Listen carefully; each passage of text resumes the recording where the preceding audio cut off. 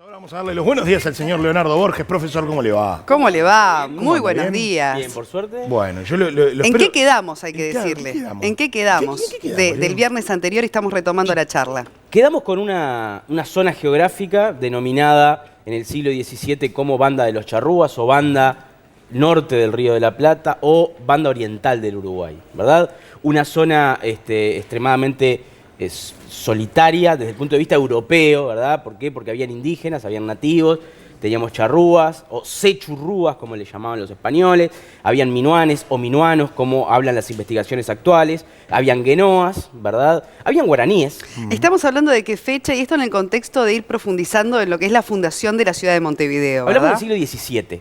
¿verdad? Pensemos que la fundación de Santo Domingo Soriano o Villa Soriano se da al principio del siglo XVII, 1620, 1624, y a partir de ahí tenemos la primera población, ¿verdad? Ya habíamos colocado a las vaquitas en el territorio, ¿verdad? Ya había venido- Las vacas Romario. salvajes de las que hablábamos el viernes pasado, Esas ¿no? vacas. Que había que cazarlas. Que había que cazarlas. Hernando Arias de Saavedra, más conocido como Hernán Arias, gobernador de Asunción, un criollo, es quien había traído en 2 sucesivos viajes esas vaquitas y se habían multiplicado de una manera exponencial. Eso en la escuela lo aprendemos al principio, ¿no? Es lo primero que aprendemos. Y de alguna forma, bueno, la banda oriental fue dejada de lado desde el punto de vista colonizador por una cuestión muy simple y es que no tenía oro y plata, ¿verdad?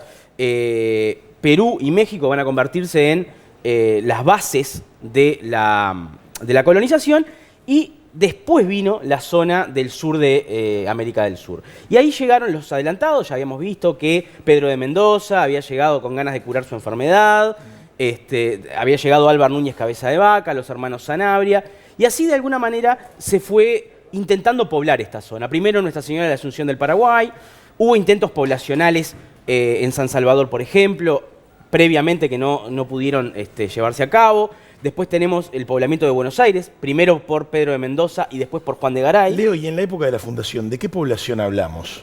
Y hablamos básicamente de hombres, ¿no? La población que, digamos, la gran diferencia que se da a grandes rasgos entre lo que fue la colonización o la conquista de la América anglosajona y la América latina es básicamente que a la América anglosajona llegaron barcos con hombres y mujeres, ¿verdad? El Mayflower como buque insignia de alguna forma, pero llegaron familias. Por lo tanto, no hubo mayor mestizaje, ¿verdad? Si nosotros hoy en día hacemos un paneo de lo que es la población nativa americana, están en reservaciones, ¿tá? Y pocas veces los vemos en el poder político o en el cine o en el entretenimiento. Es muy difícil verlos porque están en reservaciones. Esa es la solución a la americana, la solución sajona. Pero por otra parte, en América Latina llegaron hombres, ¿no? En general segundones, ¿tá? No eran ricos, sino que eran segundones, personas que llegaban a América buscando hacerse la América. Y de alguna forma, bueno, obviamente que tenemos que la conquista fue terrible, ¿no? Desde todo punto de vista, lo que fueron los asesinatos, la esclavitud, las violaciones. Sí, eran bárbaros. Absolutamente, ¿no? El fanatismo religioso, ¿no? Historias, una sola, ¿no? La historia de Atahualpa, en la cual llegan los españoles, Pizarro es quien llega a Perú, ¿verdad? Donde estaba el Intisol, que era Atahualpa, y bueno, llega con un cura, ¿no? La espada llegaba con la cruz, ¿no? La espada y la cruz llegaban en busca de oro y plata. Y bueno, de alguna forma hay una cosa interesante que de esa historia, y es que el cura le acerca a Atahualpa, al Inti Sol, la Biblia, ¿no? Y trata de explicarle que ahí está la palabra de Dios. ¿Y qué hace Atahualpa? Se la pone al oído. Y como no escucha nada, la tira, ¿no?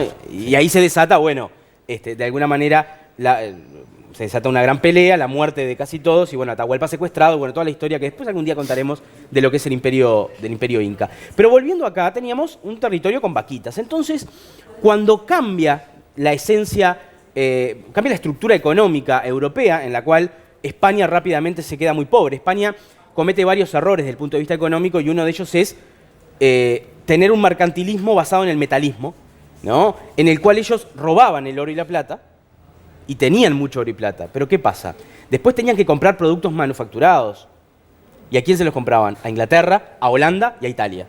Por lo tanto, ese oro llegaba a España y como llegaba, se iba, ¿no? Y es un oro que va a financiar la revolución industrial. Eso podemos después hablarlo bastante profundo, ¿no? Claro, se les acababa, en definitiva. Claro, exacto, porque si vos no apostás Claro. a No un era nada que desarrollo sembraran ni nada que Claro. se regenerara. Porque además para los españoles trabajar era algo malo. El no trabajar lo que daba era Perdón.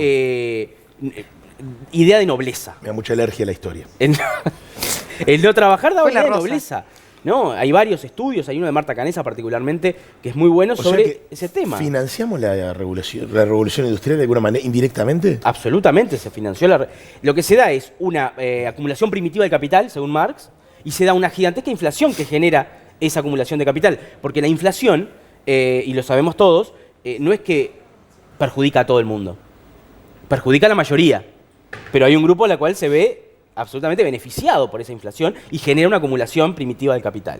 Pero bueno, ese es tema para otra columna algún día, al que le guste Que la eso no economía. puede ser historia, puede ser presente nomás. Puede ser presente, sí. Bueno, entonces teníamos, para volver al contexto, ¿no? Una España que se venía fundiendo y en consecuencia, ¿qué es lo que cambia, digamos, de ese territorio de la banda oriental tan rural a comenzar a planificar la ciudad de Montevideo, ¿no? Busca alternativas.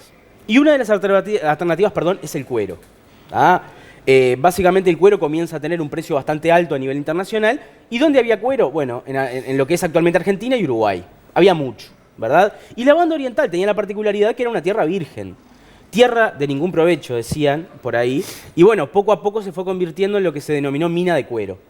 Y así es como comienza una de las tres grandes dimensiones, para poner un poco de historia conceptual, de las tres grandes dimensiones que plantean en un maravilloso libro Reyes Abadí, Brusquera y Melonio, la banda pradera. Uno puede estudiar al Uruguay hasta la actualidad a través de esas tres dimensiones y sus mutaciones. La banda pradera, nuestra relación con las vaquitas y las ovejitas. La banda frontera, cómo en el momento en el cual la banda oriental se convierte o pasa de tierra de ningún provecho a una mina de cuero, se convierte en la vedette de la lucha entre dos imperios que tenían ese territorio como un territorio de marca, la banda oriental. Por lo tanto, el imperio portugués de un lado y el imperio español se van a pelear y la vedette va a ser la banda oriental. No porque tuviera oro, ni plata, ni nada, sino porque era un territorio de marca, se llama de marca. Los europeos en la Edad Media dividieron los territorios en la Alta Edad Media en, por ejemplo, condados, donde había un conde, ducados, donde había un duque, y marcas, donde había un marqués. Y la marca era siempre la zona de conflicto. Por eso el marqués siempre era un capitán general o un caudillo importante. Entonces, territorio de marca en el sentido en el cual hay conflicto. ¿Tá?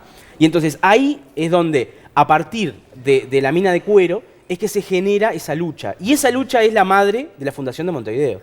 Primero es la madre de la fundación de Colonia del Sacramento. Nova Santísima Colonia do Sacramento. Por los portugueses. Y después es la madre de la fundación de Montevideo. Nosotros habíamos visto que cuando se convierte en mina de cuero tenemos 4 protagonistas que vienen a buscar cuero. Unos son los bandeirantes brasileros, portugueses, obviamente, o criollos, que vienen a buscar y se roban, lisa y llanamente, el cuero. ¿No? Matan la vaca, se la llevan, ¿no? Y se llevan el cuero. Después los faeneros, que venían desde Buenos Aires o desde alguna zona de la banda occidental del Río de la Plata, donde ahí teníamos varias historias, ¿no? Los faeneros que llegaban y estaban 3 meses faenando, acopiando cuero que después llevaban a Buenos Aires y vendían en Buenos Aires. Hay varios nombres de la nomenclatura uruguaya que son ex-faeneros o lugares donde paraban los faeneros. Por ejemplo. Por ejemplo, Rocha. El viejo Rocha era un faenero que paraba donde está la ciudad de Rocha. O Pando también. Pando era el nombre de un faenero. O Pintado también era el nombre de un faenero. Hay otros que ahora no recuerdo. Pero bueno, viene de esa época en la cual ellos tenían lugares de paraje y generaban las vaquerías. Iban a buscar las vacas, las mataban. Pero pensemos que una faena eran muchas personas, cocineros, cazadores. ¿Y cómo se hacía? Claro, era un proceso industrial, prácticamente. Claro, porque vos llegabas, matabas a la vaca y sacabas varias cosas de la vaca. Sacabas, por un lado, el cuero. Por otro lado, la grasa o sebo para hacer velas. Por otro lado, con la carne se hacía tasajo a veces cuando había saladeros, que se salaba, se hacía charque. O también cecina, que es como un tasajo, una especie de snack de carne, ¿no? Que se comía. Más todo lo que se dura, fabricaba a raíz de eso, ¿no? Con Leo, el cuero. pero en esa época, a pesar de la llegada de esta gente con mentalidad bárbara, se podían ver, digamos, primeros indicios de civilización en Montevideo. ¿Y cómo se hacía para mantener a tiro al resto de la población? Bueno, en realidad, todavía no entramos a la historia de Montevideo, pero en la historia de Montevideo per se, Juan Antonio Artigas es un protagonista de lujo para esa lucha que vos decís, entre la virgen y nueva Montevideo, claro, que era un terreno donde habían 200 personas, eso era Montevideo, y el resto de los indígenas que se encontraban a unos cuantos kilómetros, pero que eran miles. Claro. Y ahí tiene mucho que ver Juan Antonio Artigas, el abuelo de Artigas, en esa articulación entre los charrúas, o los minuanos, y los montevideanos. Es una figura de la que no se sabe tanto. No se sabe tanto. Carlos Maggi escribió bastante sobre él, ¿verdad? Del libro El Lejano Norte. Artigas y el Lejano Norte es un libro que habla del abuelo de Artigas. Mirá. Que es como una remake de un libro que escribió Carlos muchísimos años antes, que se llama La Invención de Montevideo. Recomendable. La Invención de Montevideo es un librazo de Maggi donde él plantea las bases de la historia mágica. La historia mágica. Él dice que existe algo llamado historia mágica que tiene que ver con la historia como disciplina, pero el relato como base de todo eso.